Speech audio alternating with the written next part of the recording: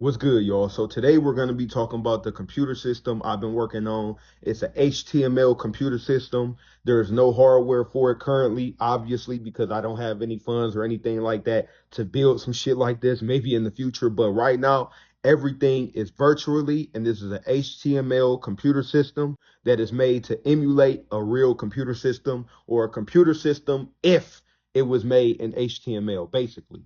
So right now, the features of it is the terminal, the browser, virtual disk, file manager, media player, settings, my folder, and a minesweeper, which I think that's like default on every computer system. So the terminal has, I think, like 5 options. So for right now, the terminal has where you can run a program or AKA run HTML code. You can install HTML code or install programs. You can connect to a HTTP server. It's very simple. The code pretty much already does it for you. So you just have to enter in the IP and the port. You can also create a HTML which can be stored to the file manager. I don't know why the hell. I think I named it already, but yeah, I apologize, y'all. I had to cut the video because the second half of the audio was muted. I've been redoing this like 3, 4 times. But anyways, the file manager can only save HTML code. It has no other functionality right now, but eventually I'm going to implement it where it has more. The next feature is called the virtual disk, which I think your guys will really like.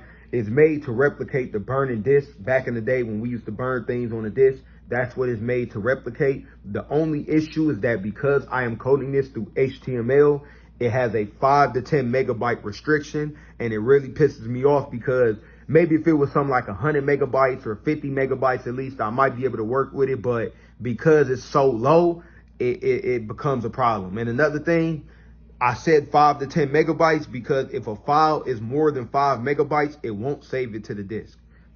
Like it low key blows me. But if it's under 5 megabytes, you can save it, and as long as it's no more than 10. Now, if you were just saving code to the virtual disk, oh, you could literally have like 100 codes in the disk, and nothing. It wouldn't even matter. But like I could take a picture that's worth more than 10 megabytes. Like you get what I'm saying? So like storing audio, picture, and video on the virtual disk is just very hard if it's not something small. Like if you could save a couple of songs or whatnot, or you could save some pictures, but videos is where it really starts to get tricky. I'm not gonna lie to you. The media player, it basically just average media player. It loads up the videos or audio.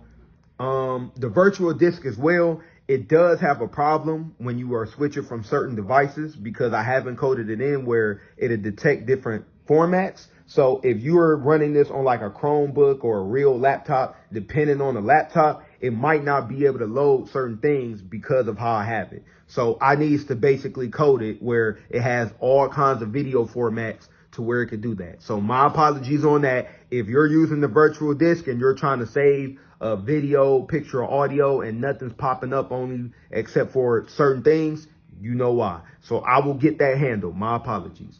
The settings currently only have